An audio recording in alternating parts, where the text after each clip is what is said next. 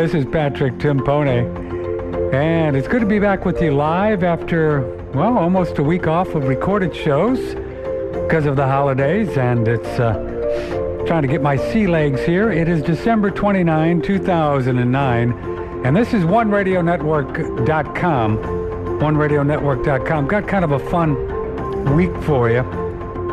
We did a nice show with Adrian Salbucci from Argentina yesterday about the financial stuff, and then our weekly rendezvous with Andrew Goss tomorrow as we wrap up 2009 with lots of fun things to talk about as far as money, how it works, how it really works on the micro level with Andrew Goss and the real world of money.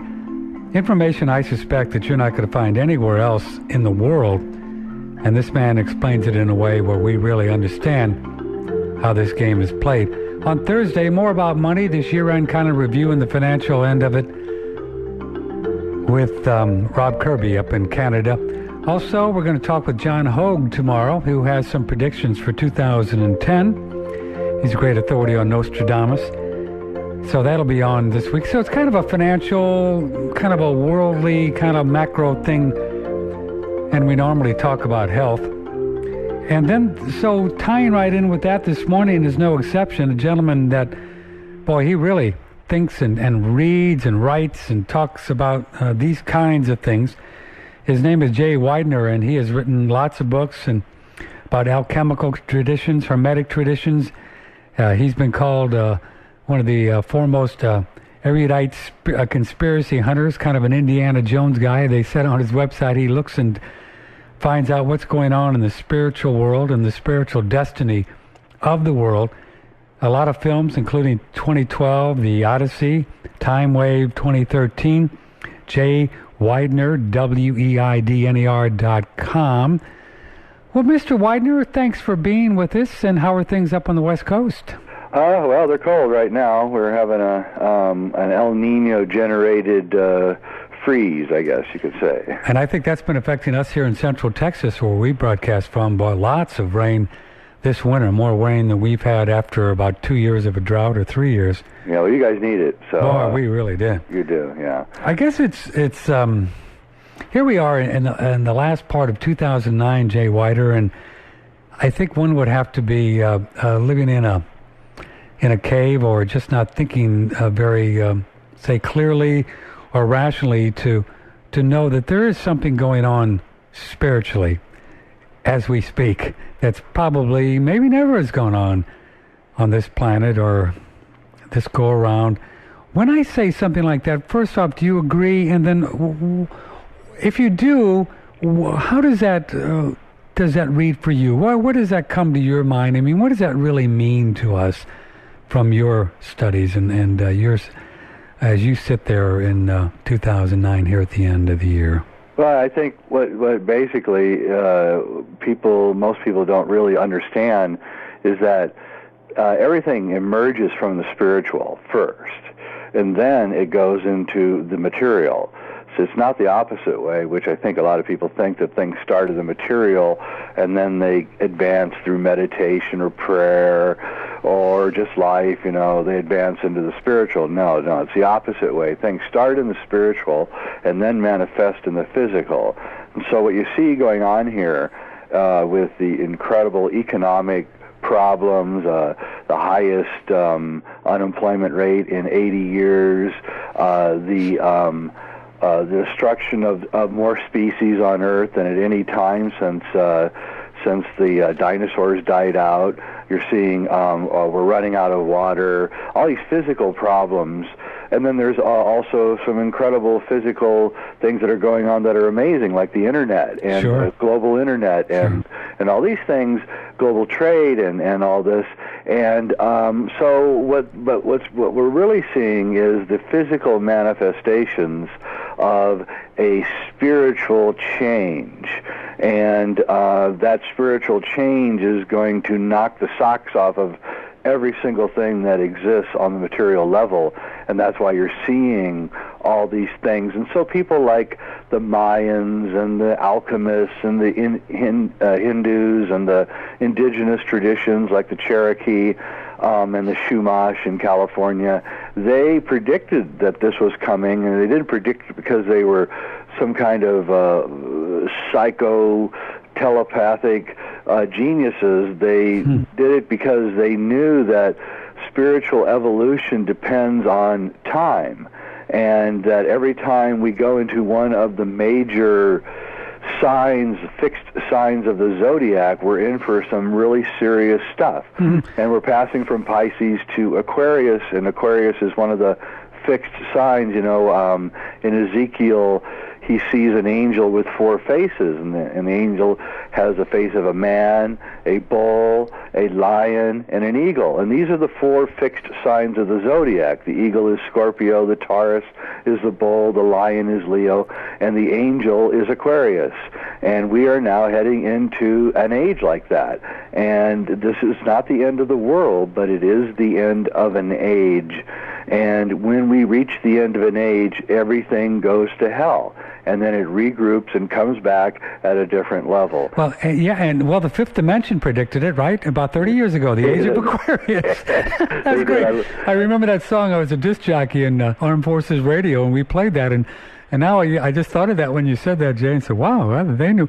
Well, let's go back to what you said, and thanks for that great intro, because that really, I think, sums it up as far as your host goes. And, I don't know what the hell I'm talking about, but...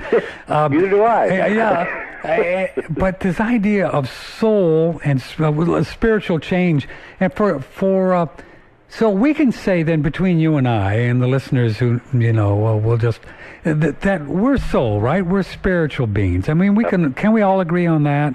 Yeah. Okay. So we're soul. So spiritual change. So do you think then that soul as a one big oversoul, or one big soul with all us, each individual souls, unique souls, that we are all growing spiritually, kind of like at the same time? Yeah. How does that work, though, Jay, in your mind, if we all have free will, which I know we do, so we all incarnated here to kind of have a party together, do you think? Yeah, a little bit like that. I think we have to remember this thing about free will. We all have free will. That means that we can choose where to go in any moment, okay? But there is destiny and fate, okay? And there is a map, let's say. And so, if you're traveling from Los Angeles to New York, you have free will to go down to Texas first, hit Florida, go up the East Coast, or go up to California, travel across North Dakota into Canada to get to New York, or you can take, Freeway 80 or 70 and get right there as fast as you want. Yes, you have the free will to choose which way you're going, but you do not have free will to stop where you're going. You're going to go to a certain place. How you get there is your choice. Yeah, but if we don't have free will only to a point, then it's really not free will. It's free will with an asterisk on it. It is. It's a caveat. It's not. It's free will, but it's free will within the game plan. Yeah, but could it be free will? Let's speak for Patrick, that I chose to be here at this time because I knew that there was going to be some really curious things happening. So I thought, well, this would be a great time to incarnate because then I can evolve spiritually. So even though mountains may fall down or some dumb stuff, it was still my choice to be here. Definitely. Because my destiny is God realization. That's right, and you came here, and I do believe that you came here, and I did too, for this moment. I think we all did. Yeah. And so you chose to come here for this moment, realizing that you have no control within that moment. In other words, you don't have any control over what's really going to happen here on a physical level. You came here to groove with it and to dig it and to understand it and to let it take you.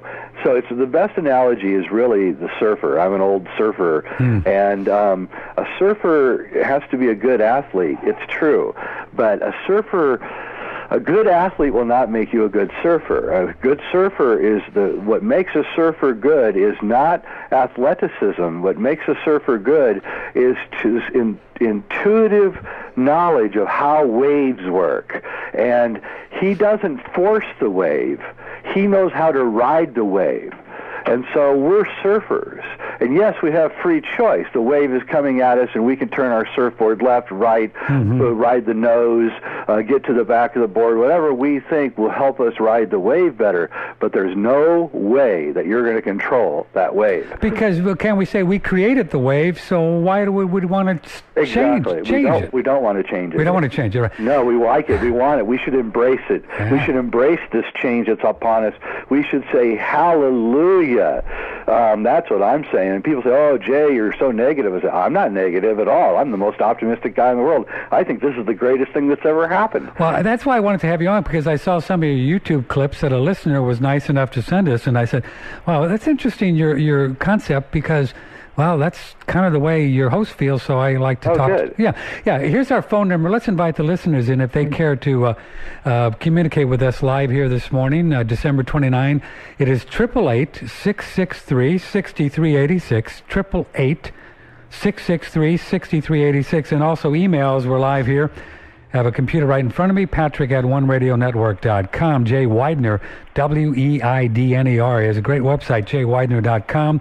Produced a lot of films, written a lot of books, and really thinks about these things. And we'll talk about Nostradamus and the Mayans and all these folks, and talk about you as soul and what the heck you and I are doing here in 2009. So I've always been a little curious about the concept of, let's say, universal or global or world karma and Patrick's karma. In other words, say, let's take it down to the more basic level. If Patrick creates his own reality here in Dripping Springs, Texas, then I should be able to create the kind of weather that I want to grow my food, right? Yeah. But then also now my neighbor, who only lives, half a mile down the road in this country area, he or she can do the same thing.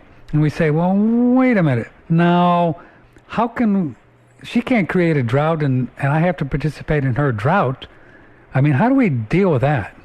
Well, I mean, that's a great question. And this idea that you can create your own reality is very, very true. Okay? So then this is the whole basis for spiritual traditions. What are these traditions trying to teach you? And what they're trying to teach you is not that you can control your own reality. That was already a given to our ancient ancestors. What they were concerned with is, are you smart enough and wise enough to create your own reality? And indeed, they told people to not create their own reality until they were spiritually adapted. And that's the problem with today, is everybody knows the secret being that you can create your own reality. But what they don't realize is the wisdom behind it. The Chinese have a saying, be careful what you wish for, because you will get it. So if you wish that it was a nice hot day and you get a drought that lasts for 2 years, that's your fault. So be careful what you wish for. So you can wish for, you can want to have a house in Beverly Hills with 17 women, and have sex all the time and all the money you want, but is that really what you want? And you ever see this movie Bedazzled? Yeah. Okay, so he wants to be rich. The devil gives him a wish. He says, I want to be really wealthy. And he wakes up and he's a Colombian drug dealer. Okay? Well, he's wealthy, but now the American military is coming at him with 150 helicopters shooting him in the movie. And so the movie's very instructive on this. He got what he wanted, but it wasn't what he wanted. It's so interesting that you say that. I was on a chiropractor's table a few weeks back, and we were talking about this kind of thing, creating our own reality, and real sweet gal, and she goes something like, well, I really would like to learn how to do that. And before I even thought about it, I just said to her very kindly, well, you do it all the time. You do. I mean, and I walked out of there, and of course I know that I do, but everybody wants to create their own reality and go to a movie or read a book and learn how to do it. But Jay Weidner, darn it, we are creating our own reality every moment of our life. We're already very good at it. Thank you. Well, we are. We're living our dreams, and we are very good at it. This is what it is, man. Yeah. Right? This is what we've created. We have created it, and sometimes you have to live with it. No, not only sometimes. I would argue all the time, unless you're willing to just jump off. Well, I mean, President Bush created his own reality and started 2 wars, and he has to live with it, and we have to live with his reality. Well, we created President Bush. We did, and so we have to say to ourselves, the next time we create a reality, let's do it with a little more wisdom. That's right, and maybe that's what this whole. I think that's what's exactly going on. I think we're maturing from children to adults. I think the human race, because of the internet and spiritual things that are going on, we're now evolving from a child to an adult. And what is the difference between a child and an adult? A child wants everything now. It doesn't really think about what it wants. It just wants it now. And an adult sits and contemplates what it really wants, what he or she really wants, and chooses wisely. A person who doesn't do that isn't really an adult, even if they may be 6'5" and weigh 220 pounds and gone to college and everything. They're still a child. So we are maturing as a species and a race right now. This is the spiritual thing that's going on. And we're looking and we're having a gigantic, huge discussion on radio and television and the internet about what we're going to be. And it's a fierce and sometimes very, very terrifying debate. And the forces that want to hang on to the reality that was are virulent and audacious, and they're going to keep going like they're going. And the ones who are saying no, there's other ideas, there's other ways to do things, they're going to have to keep fighting in order to get what they want. But it's going to a place. What that place is, I don't know. I hope it's a place. See, we're at this crossroads for humanity at the moment. It's a very, very dangerous place. They'll go one way on the intersection, and we're heading into a Terminator future with surveillance cameras and machine cops and armies that can't be killed coming after anyone who dares to think differently from what the powers that be want. And there's another road that says we can, the great creative spirit of humanity can come loose here. We can go back into a more natural setting. We can become creative artists and scientists and philosophers and grow our own food and treat each other nice and have good education for our children. So we have this incredible bifurcation going on, and we are making the choice right now, and I don't know what choice we're making. I'm trying to move the argument into maybe the latter thing that I just said is more important than the former, and the powers that be are using fear and terror to try to scare us into a kind of a fascist techno nightmare, and I don't want that world. Jay, when you say when we create, and I really appreciate where you're coming from, and we we're attempting to do similar kind of a vision here on OneRadioNetwork.com with going for the good and helping each other, but I have no business, though, wanting anything for Jay Weidner and his family, do I? I mean, that's not my business. I can help and to hear for Jay, to help him all he can if he asks for help. How do you grow this food, or how do you do this? Sure, I'll help you. Or, do you have any extra food? Sure, I got some extra herbs. But do you think it's kind of appropriate for me to want a certain kind of world for Jay Weidner, Patrick, wanting a certain kind of world for you? No, I'd rather have you. I'd rather have you create the world that you want, because I believe firmly that outside of a few psychopaths and crazies, that everybody pretty much wants the same thing. Oh, I see. As spiritual beings, we all kind of want peace, love, and hippie beads deep down. Well, we do, and I think that that there's a great resistance going on against that, but basically we all want the same thing, and even rock hard conservatives like Rush Limbaugh, when it gets down to it, they really want the same thing too. Yeah, he probably just wants to go home and drink a beer and watch football game and have good friends and not exactly. But we're all caught up in this idea that there's something horrible about unknown territory, and it isn't horrible. It's a great thing, and that we should go down the path into the wilderness with fervor and great excitement and no fear, absolutely no fear. I'm absolutely convinced that fear is what is destroying us as a species. Oh, that's a mind killer, isn't it? It is, and there's nothing to fear because the only thing you have to fear is your death, and there is no death. Yeah, and there is no death. So what are you afraid of? Stand up when somebody tells you to do something and you don't think it's right. Don't do it. Stand up and tell them that it's wrong. I said I don't understand. We have to start doing that. We have to take a Gandhi-esque attitude towards this whole thing. We're not going to be violent, but we're certainly going on strike if they're going to keep forcing us to do things that we don't want to do. It's kind of like they say, "Are you Patrick Timpone?" Well, excuse me, who wants to know? Yeah, exactly. and what is this regard to? That's how I approach everything. And it's like, who are you? Why do you want to know this? And I'm not afraid anymore to tell people when I think they're just dead wrong. And I don't make a lot of friends doing that. But at the same time, I have to live with myself.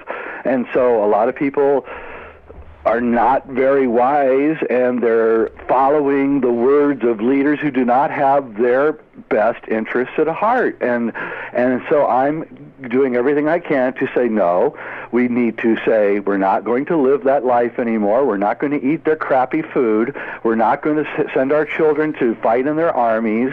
We're going to take care of ourselves. We need to create a separate and completely parallel culture to the one that exists, not because we're angry and not because we don't like them. We're doing it to set an example. So when they see our culture, the one that we're going to make, the one that we are making, they'll say, those hippies across the street look pretty happy. Yeah, I think, let's go see what they're doing, man, because I'm getting tired of blowing people up. Exactly. And they're going to come over, they're going to find how nice and warm and everything is, and our ranks are going to grow, and they're going to grow. But first, we have to actually live it. We have to live it, and we have to live it now. And it's happening. It's happening among the younger people. I know it's happening in Texas. I get a lot of emails from people. It's happening, and it's happening in a big way, and there's nothing that can stop it. And the reason that it's happening is because our argument is so good that it can't be argued against. And so there's no hope for the world that is. There's a lot of hope for the world that's being created. And so do you suppose then, and I really resonate to what you're saying, that the world that we see out there in the media of the Afghanistan and the GMO foods and all this, and all this stuff, that's gonna, I suppose, do you think, Jay, that's gonna go on and continue on its own karmic kind of path? I do. Yeah, it is, isn't it? It's not going to go away. Don't expect any miracles. It's not going to know peace on earth and all that stuff. Not right away. No. This thing has to go all the way to its ugly end. And they and all the people that wished for that world and sought to build that kind of world are going to have to watch it come to its ugly end. We need to say, you're wrong, stop doing it, stop it. No has to be our favorite word from here on in. We have to learn to be strong and learn how to say no. And we say, no, you're not going to put that kind of crap here. No, we're not doing that. No, we're not doing it. And when they finally see that there's no way to stop our resistance, our passive resistance, then the change begins. And the biggest hit right now is Avatar, and a lot of people are criticizing it because they think it's a stupid movie. I haven't seen the movie yet. Well, Avatar is a very interesting film, and I think it might end up being the biggest hit of all time. And is it worth going to see?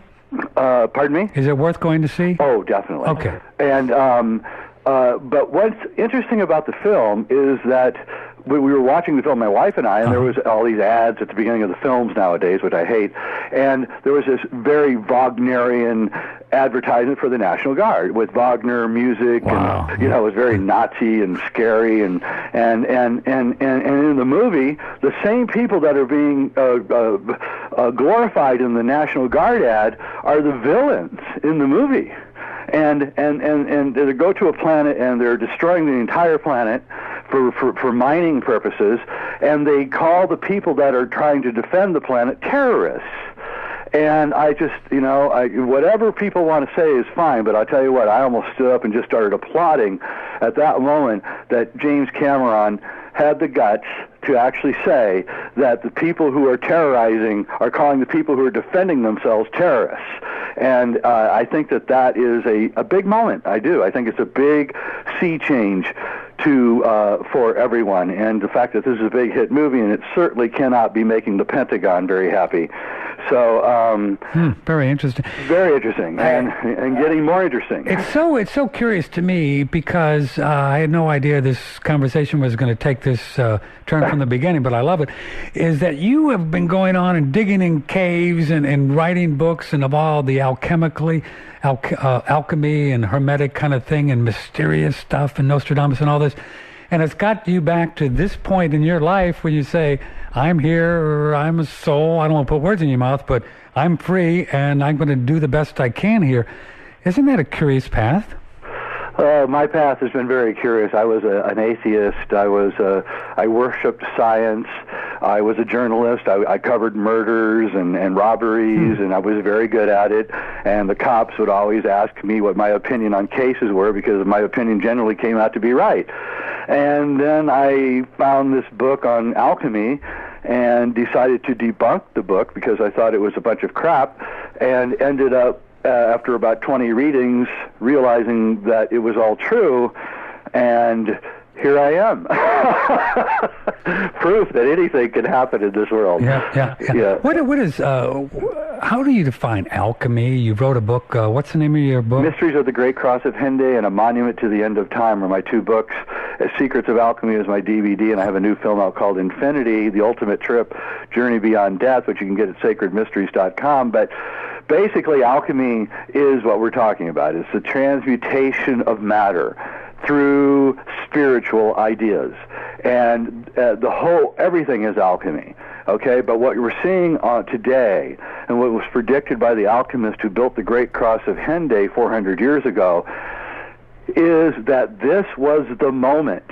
Alchemists are derided by science because these guys were considered insane because they did the same experiments over and over and over, expecting a different result, which is, of course, one of the definitions of insanity, to keep doing the same thing over and over, expecting something different to happen. Right. But what the alchemists were doing, what the scientists don't understand, is they were doing the same experiment over and over, not because they expected a different result, but because the quality of time changes. And an experiment done at one time is different than an experiment done at another time. Science only accepts that which can be done over and over. So they do something, and if they can repeat it, then it becomes science, okay? But it's a different moment in time. But science rejects that which changes through time. It says that that's not science, which may be true. So they found cold fusion in '89, and then they said, oh, we found a way to generate more electricity than we put in the experiment. And everybody said, oh, really? And then so this was in New York, and somebody in Colorado tried it, and it didn't work. And somebody in California tried it, and it did work. And somebody tried it in Canada, and it didn't work. And somebody tried it in England, and it did work. And the whole scientific world was completely befuddled by this cold fusion thing, and why it would work in some places and why it wouldn't work, and why it would work in some times and wouldn't work in others. And that's because the quality of time, their time has like a quality, an element, and it changes. Just as midnight is different from noon, okay? Just as sunrise is different from sunset. The time changes, and the firmament of time is different and changes, and that's what's going on right now. The actual quality of time, the substance of time is being altered.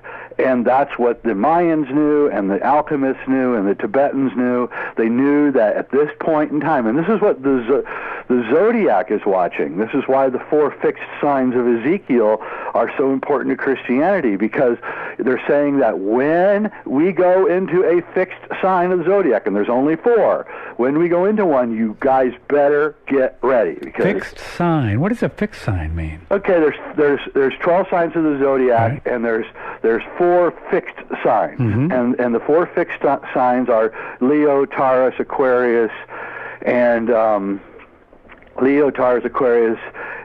Scorpio. And every 6,500 years, we pass into another one of the fixed signs. 6,500 years ago, we went into Taurus. Interestingly enough, that's right when cattle breeding started. That's right when farming started. That's right when city-states started forming in the Middle East. That's when kingships started coming in. It's when Egypt started. So we can see that at the time of Taurus, 6,500 years ago, there was amazing historical changes. So then we go back to the previous fixed sign before that, which was Leo, 13,000 years ago, and what do we find? We find incredible extinctions of woolly mammoths and giant tree sloths and saber-toothed tigers, and we find the beginning of the ice ages, and we find all of this stuff, this tremendous tumult that happened 13,000 years ago, the most incredible climate changes and extinctions. And then we can go back 4 fixed signs ago to the time of Aquarius, the last time we went into Aquarius, which was 26,000 years ago. And what do we see? We see the emergence of Cro-Magnon, the disappearance of Neanderthal. So we can see that there are historical parallels and anecdotes to every one of these times that we passed through one of the fixed signs of the zodiac. And we're going into, what happened to Scorpio? No, Scorpio was 17,500 years ago, and that's a little more difficult to pinpoint because of historical inaccuracies. But if you look at the work, I'm going to forget the name of the scientist from Bolivia who did work at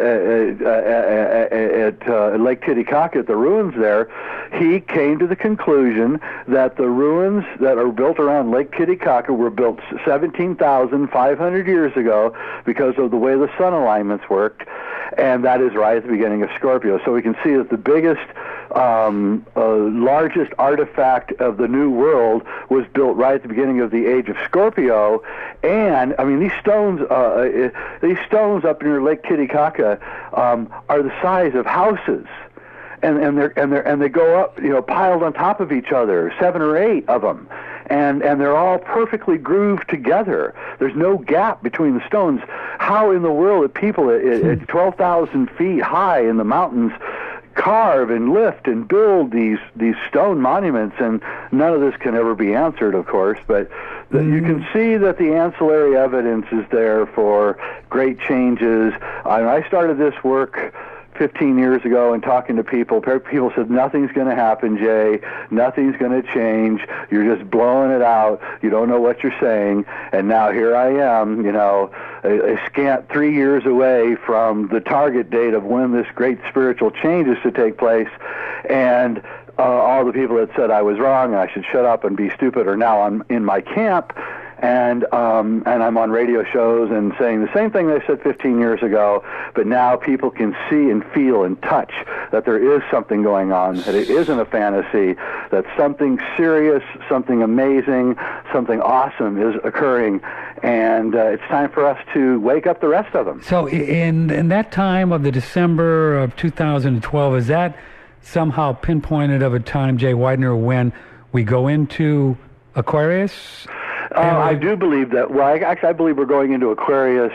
Actually, right now, in 2010, I think, is when we're passing into Aquarius. Because change never really just happens like blop. No, we're always changing, right? It's always. Yeah, don't expect any sudden changes because they're already happening. Sure. I mean, the changes are here. The changes are going on so fast you can hardly handle it. So if you're expecting some great thing on December 21st, 2012, you're going to be really, really disappointed.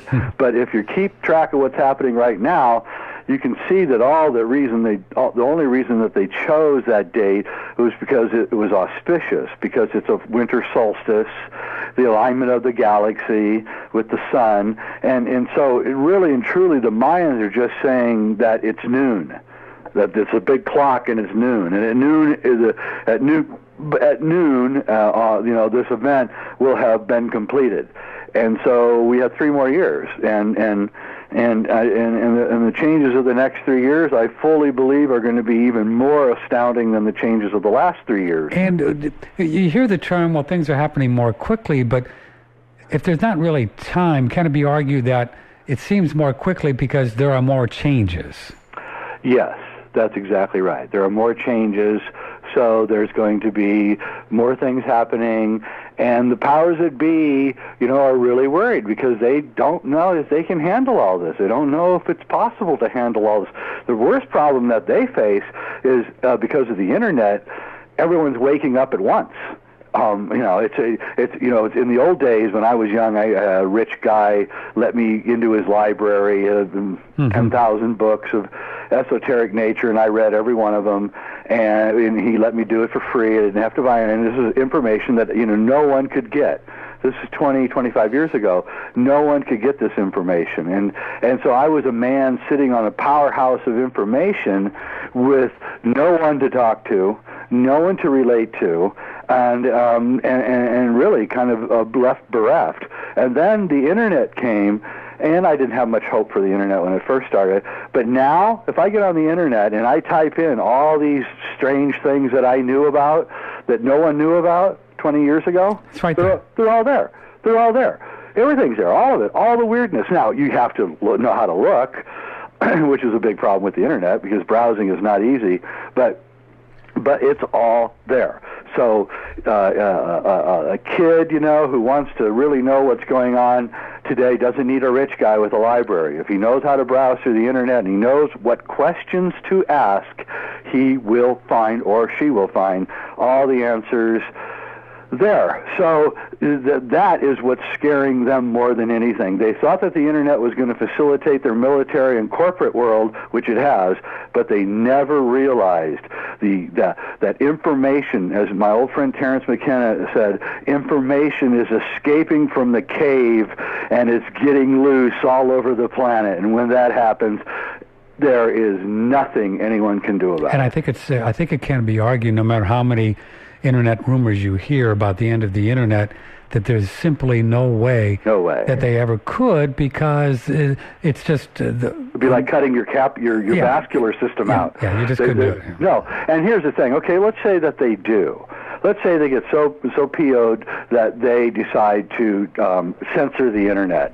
It'll be a joke, because these kids today, they don't even talk in English when they email each other. How in the world are you going to find the keywords to outlaw? Because you can't understand what they're saying anyway. They're all talking in code. Isn't it curious how souls are figuring out ways how to survive, and even though they may not be conscious of it, but they're figuring it out. I love it. I love it. I just love it. Nothing makes me happier in the whole world. I can tell. That's great. Our phone number, if you care to join us, 888-663-6386, 888-663-6386. We're talking with Jay Weidner, Weidner, and his website is jweidner.com. Here's an email from Emily, and she says, I'm confused about creating my own reality because wishing for something is putting it out in the future, and isn't it always now? What a great question. That is a good question. That is a great question. Yeah, you're changing, all you're really doing is you're changing your now. All right? So you're not wishing for something in the future. If you really want something, you change now. You feel it like you already have it. That's exactly right. Otherwise, you're faking it. Mm-hmm. You're faking it, okay? I like that. Yeah. So, a guy wants a beautiful woman, right? He sees a beautiful woman, he wants her, right? Okay, so does he just sit in the coffee shop every day and watch her walk by and dream about her? Well, yeah, he could do that. But if he really wants a woman, what's he got to do? So you got to stand up and start talking to her.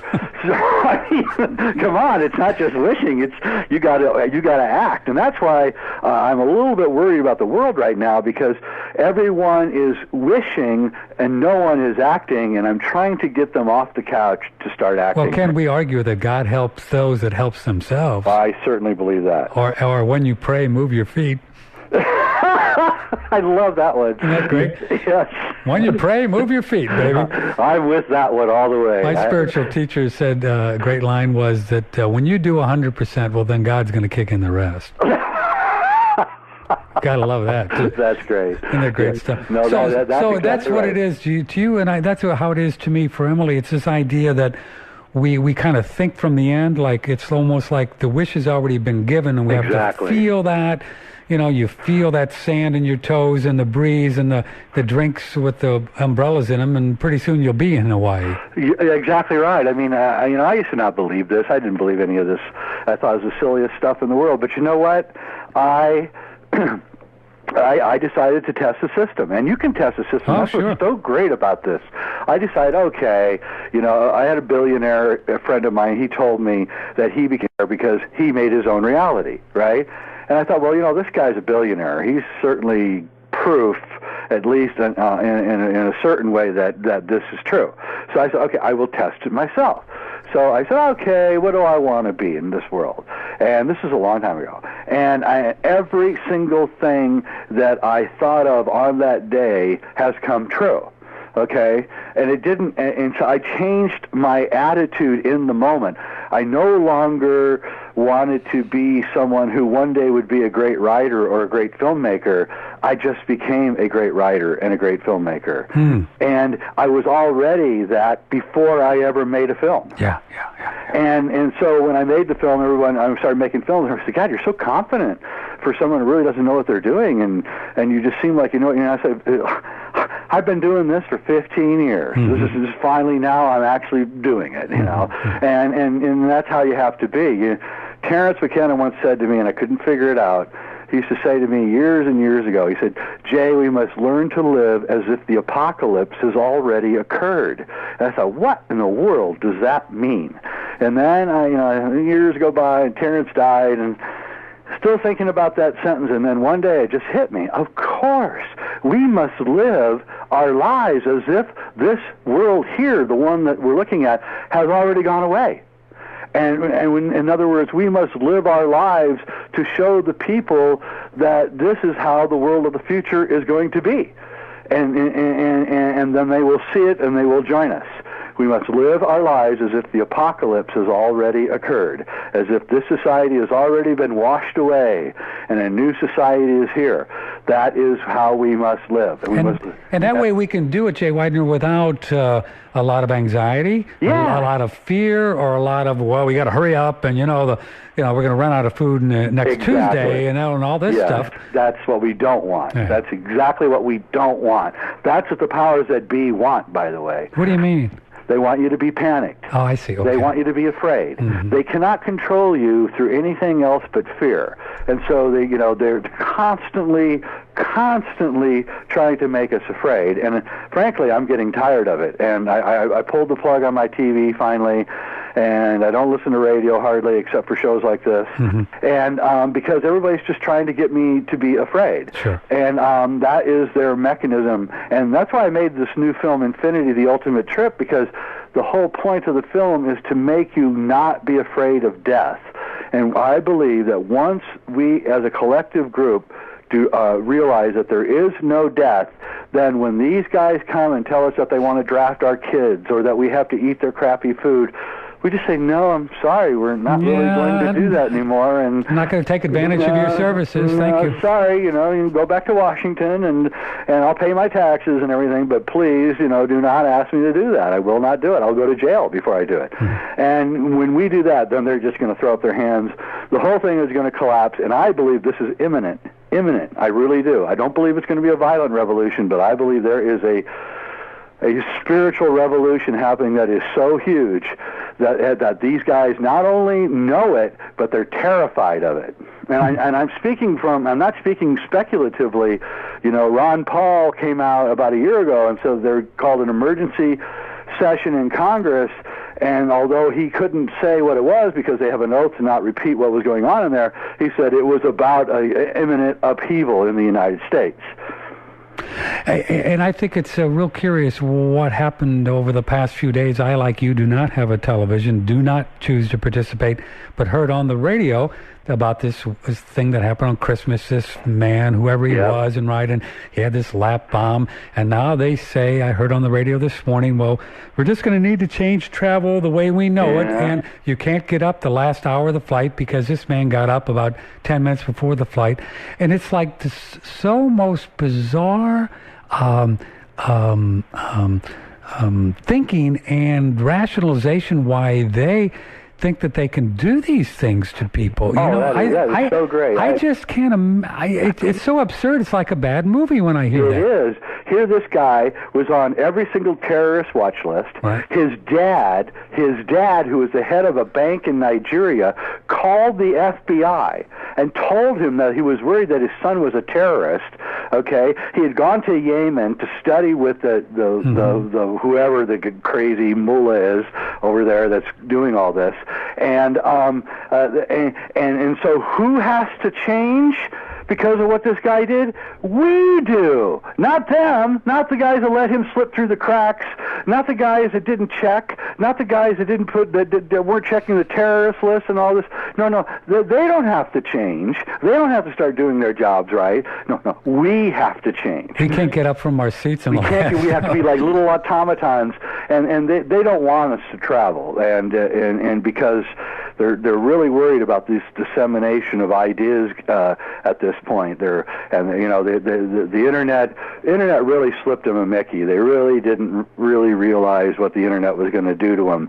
And I think many people are beginning to craft, as you said so eloquently a few minutes ago, Jay Weidner, that people are crafting their lives so they don't have to travel, really, because maybe they intuitively know maybe it's not going to be very fun to do it in 6 months. Well, it isn't any fun. It's not any fun now. I don't go near that place, man. I used to love to travel. Well, why would I go through that torture? I get invited to, all these conferences, and I turn it down, and everybody says, well, why do you turn it down? I say, because I don't want to. Who wants to go through all that? If I could drive there, maybe, but, I'm not going to go through that. Being watched by a bunch of fascists and being searched, and God knows what strip search is going to be next, I guess, is what they're saying. So we're all going to have to get strip searched before we go on the plane because some idiot, packed some gunpowder in his pants. It's like, you got to be kidding. And if he truly wanted to blow up the plane, let's just be real here, he just would have stayed in the bathroom and did it. But that is exactly right. There's so many holes in the story. That whole thing is just so weird, man. I think it's a contrived incident. It's got to be. It's got to be just a bit. Just to scare us. Yeah. Just to scare us. They knew the guy was a terrorist. They knew he was an idiot. Yeah. And they put him on the plane. And I'm not saying that it's a conspiracy, but I'm saying that let it slip, let it happen. We'll see what happens. Christmas Eve, the whole thing. It's pretty strange, man. Just stinks. Hey, let me ask you a little bit of an esoteric kind of thing. I wonder what's your ideas of how these people, the Hopis and Nostradamus and all these people, the Mayans, how do you suppose, I'm just real curious, that they knew long ago, and they didn't have the internet back then, and it's not like they got together and had a meeting to talk about this. I mean, so there's something going on because these folks all talked about it. Do you have any ideas in general, Jay Weidner, how these folks really figured out that all this stuff was going to be going on now? Yeah, because just cycles kind of thing? No, we that you actually see the world upside down, and that your brain writes the world so that you can see it right side up. I believe that's no, I don't know that. That's true. I've seen that. I've heard that for animals. Yeah, the way that light passes through the retina of the eye, we're receiving every single image that we see upside down. And I can explain this, but why bother? Go look it up on the web. And our brain, being a very nice organ, writes everything up so that we can hunt and drive and do all the things that human beings have to do, right? Okay. Time is not linear. We made time linear so that I could talk to you this morning at the same time. Yes. For convenience only did we make linear time. so we could meet for lunch, so we could get married at noon on Saturday, and everyone would show up at the same time, so that plane flights could land and take off at the right time. But we have mistakenly now think that time really is linear, and it isn't linear. Picasso came home. Picasso's parents sent him to school on kindergarten on the first day of school. He's 5 years old, and he left at 10 o'clock in the morning. He was supposed to come back at 4, and he came back at 11 in the morning. And his parents said, well, what are you doing? And he said, you got 5 more hours of school. He says, well, I don't have to go to school. And they said, what do you mean you don't have to go to school? He says, well, I'm going to be a great painter. I don't need to go to school. Okay, so Picasso knew from the beginning that he was going to be a great painter. Okay, so we come here with a plan, and nothing's going to change that plan. And time is not linear. That is just a convenience of the technocratic society. Time is effusive. Time is circular. Time is like a whirlpool. Time is you can travel laterally across time, which we frequently do in dreams. And I've dreamed of the future. Sure. Jay, you know what? And I think that's exactly why some people age and why I am not. And because I cracked the code on this years ago. It's just, if you believe that next Tuesday is so many hours from now, when you live your life like, well, oh boy, when Tuesday comes, and well, I'm going to do this, and I got to do this, but you know what I mean? And you keep putting it out there like it isn't now, then the body thinks that there is actually a space between now and next Tuesday, and there isn't a space between now and next Tuesday. That is great. I love that. And I think that's why people age. Well, I agree. I think that the people that are aging are people that are constantly projecting into the future. Yes, and they're creating that space, and the body's got to follow, right? God, if I just get to my first million, I promise I'll start taking care of myself. Right. I know people that actually say this. So when I get my first 10 million, I promise I'm going to start doing yoga and eat better. And I'm like, dude. I know. God love them, A, you're never going to get to 10 million, and B, start taking care of yourself now. And I think it's also, I see so many, God love them, lovely people that get excited about a certain event coming up in their life, and they spend a week being so excited, and of course when it gets there, then you got to be excited about tomorrow. And it's like, you got to age during that week. It'll take a toll on you. I think I know these crazy football fans who all week they spend, just fretting and vexing over what how the game is going to turn out next week, and I'm like, God, geez, man, get a life, I mean. And it's got to be hard on the body. It is hard on the body. You look at them and you can see it. They're generally the traces of this. Listen, the body leaves the traces of everything on it, and you can tell somebody's spiritual life by looking at Sure. And isn't that why we get attracted to a particular person sometime, and you look at them and you say, man, I got to go out with this girl because you know her, because you can tell everything about her just by the way she looks. And beauty is in the eyes of the beholder. I stand accused of that. The minute that I saw my wife, I was in love with her. You knew it, right? I knew it. And she said the same thing to me. We looked at each other across a crowded room, and it was like over. Isn't that over? Interesting? Everything changed from that moment on. It was instant. And I knew then that, that whatever this is, it's more than we think it is. And we better learn to get a lot of respect for the mystery of this world and realize that is part of the great thing of this universe, is that there's a lot of stuff we don't know. There's a lot of unexpected things that can happen. And like I was using the surfer analogy, the wave started curling the wrong way. Do you give up, or do you dip your board into that curl? And regular people look at life as a series of ups and downs and good and bads. Warriors, spiritual warriors, look at everything as a challenge. Yeah. And I think we need to all become spiritual warriors at this moment in time. That's great. And I've always thought, Jay Weidner, that if we figure out the man-woman thing, then you got, that's the game. If you could figure out that alchemy, that dynamic of how that really works, I think there's something, I think there's real gold there.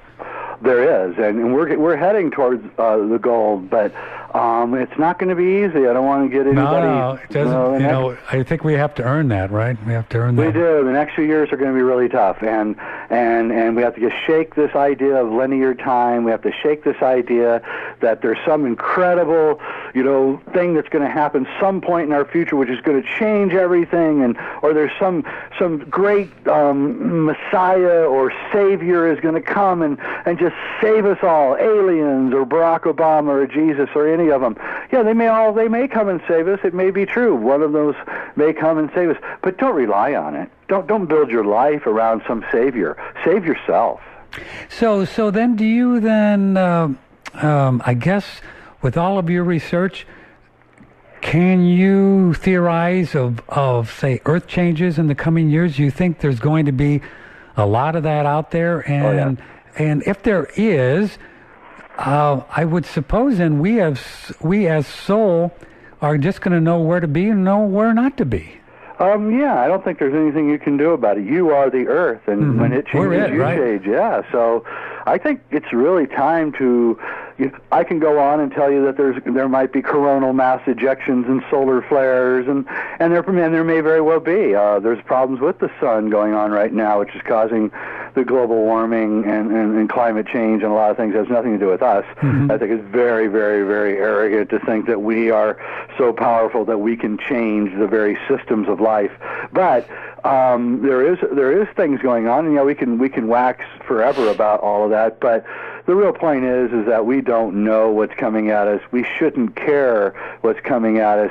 We should prepare now, and we should prepare physically and spiritually, and start building communities and start growing our own food, organic, not GMO, and insisting that our water supplies are clean, finding new ways to educate our children away from the corporate school systems. We've got a wholesale rejection of the culture is what has to happen at this point, and we just have to do it. We have to do it fearlessly, and forget the Earth changes. Yeah, the Earth is always going to change. There's nothing you can do about it. So just go with what the things that you can do and you can change, which is yourself and your family and your community and the way you eat and the way that you live and the way that you see people. Change that. Don't worry about all that. These people that are all worried about politics and trying to change the world, what they're doing is just trying to escape from their own spiritual dilemma and trying to make it into a collective thing. Forget that. It's not going to work. Work on yourself. What prompted that question was a email from Alan in Northern California, out near you, Jay, was the idea, does Jay Weidner, can he recommend places that will be safe in the next few years to live? But I think you may have answered that. I did, although Northern California is certainly a good place, and so is Texas. I wouldn't want to be on the East Coast. I wouldn't want to be anywhere near the Boston-Baltimore axis. I wouldn't want to be anywhere near Los Angeles. I wouldn't want to be anywhere near, say, Florida. Any place that has a lot of trouble getting water, any place that it gets very, very cold, it's going to be somewhat problematic. Why cold? Why the cold places? Well, you got to keep warm. And we're going to be in a severe energy diet, so to speak, coming very quickly. I guess it's possible. We've had people on, and you read about the possibility of the sun doing some really strange things and frying the grids and all that. Is that in the possibility range? Oh, it is. It is. I mean, the sun is really acting strange, and fortunately, the sunspots have returned, but went 2 years without any sunspots. Oh, have they started coming back now? Yeah, they started coming back about a week ago, and which is good news, I think. I'm not sure. Well, thanks a lot, Joe. Yeah, I'm not sure. Some people say that when the sunspots return, that means that the sun is going to get really active. And we are heading towards the solar maximum in 2012, which, but again, we can't go on, worrying about what the sun is going to do. Just like, worrying about what the football team is going to do. We can't do that. We have to say, okay, fine and dandy, there's going to be earth changes. There's always earth changes, but we're not going to live our lives worried about what's going on. I really resonate to what you were saying about fear and kind of in closing this morning, Jay Weidner, the idea of, you said, well, we don't die, so what's there to be afraid of? How did you come to that conclusion in Jay Weidner's life? I almost died, and so you actually experienced yourself out of the body. Yeah, and I realized that I was an infinite being living in an infinite universe, and that all my ideas of finite universes and finite being were just crap, and put on me by the powers that be to freeze me in the moment. And as soon as I was released of that fear, then everything that I wanted in this world began coming to fruition. That's really a blessing, isn't it? Because I've been blessed with that experience many times of knowing that I'm not the body or the mind. And once you do that, once you have that blessing, then the game is over, really, or just begun, I guess. It is. It's just begun, and you're probably going to lose some friends, and family's going to think you're pretty dang weird. Well, they've always thought that. Yes. I just got back from visiting my family in St. Louis, and they still think I'm crazy. Oh yeah, my family thinks I'm just completely totally nuts. Just and totally I think nuts. They're completely crazy. So, I sit down at their Thanksgiving or Christmas dinner, and it's GMO potatoes and turkey that's made out of I don't know what, but it smelled god awful, and I'm like, why are we eating this crap? It's just amazing. I was with having a dinner with some friends of my brother, and he was going on and on about his acid reflux, and it's just terrible and terrible. And my brother said something to him. Well, Patrick he knows about this stuff, and he. And so the guy said, well, what can you tell me? I said, well, you don't really have too much acid. You don't have enough acid. About 95% of the people, it's not enough acid. And if you get more acid, well, then your digestion will improve and it'll go away, right? So the first thing he said to me, God love me, he said, no, well, I'm one of the 5%, and I definitely have not enough acid. I mean, too much acid, because my doctor knows what he's doing. Oh, yeah. And I said, well, how long have you had it? He said, about 4 years. He said, I can't eat anything, but I got a good doctor. Yeah. So it's like, I just smiled at him and said, well, I understand. And that was it, of course, because what are you going to do? You can't do anything. What are you going to do? God love them. Some people just want to have their experience. They do, and there's nothing you can do about it. And you just have to shrug your shoulders and go on. You did the right thing. You gave him the right advice, and he didn't take it. So your responsibility at that point is over. But you had to say it. And so do you think? That's my question. Do you think we do have to say it? Yes. I think the biggest mistake we're making right now is not saying it. We need to confront every one of these people all the time. And if they think and they get uncomfortable with us, or they don't invite us to their house or their parties anymore, then that's kind of what the hit you have to take. You have to be completely unafraid. And I guarantee you keep saying it, and pretty soon you're going to be on the radio, and you're going to be being broadcast, and you're going to find articulation and erudition in your words, because you will gain confidence in your idea. And at this point, I'm at absolutely 100% convinced that we have to speak our truth constantly. And when we hear someone who is saying something that we know is diametrically opposed to the true spiritual condition of this world, we have to correct them. And we can do it with love and compassion, absolutely. Can't we? Yes, we should. So they hear us. They hear us. You don't do it with anger. Then you're just falling into their trap. Mm-hmm. So no, it has to be well thought out. It has to be generous. It has to be loving, and it has to be happy.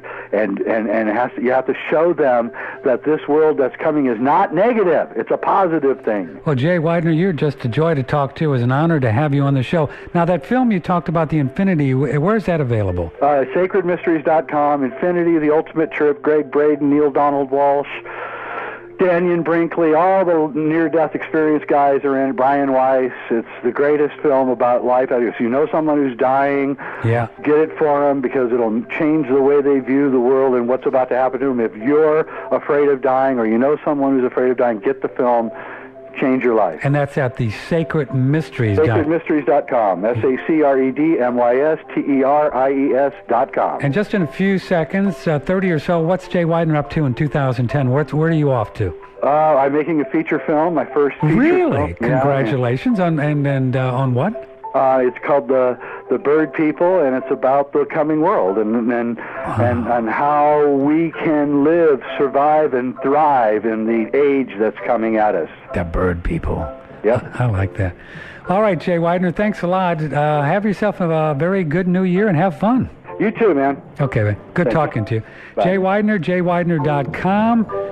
Well, there you have it. Well, that was fun, wasn't it? Holy cow. I enjoyed that. Hope you did. Andrew Goss, tomorrow we're going to talk about the real world of money. And as Jay alluded to, there's some curious things going on there. We're going to talk to John Hogue tomorrow about predictions for 2010 and Nostradamus kind of stuff. Kind of a special. That'll be on this week for you. On Thursday, Rob Kirby up in Canada talking about the world economic situation from a Canadian viewpoint. We had Adrian Salbucci from down in South America, in Argentina, yesterday. And then next week, a lot of cool things. Brian Peskin, David Jubb, Andrew Goss, Primal Body, Amy Prohl, and Bacteriality. Good stuff. My name is Patrick Timpone. I love you all very much. It's an honor for me to be here with you each morning. Pass on these links to everyone that you care about. We'll see you tomorrow with Andrew at 10 o'clock. Take care of yourself. Know the source on One Radio Network.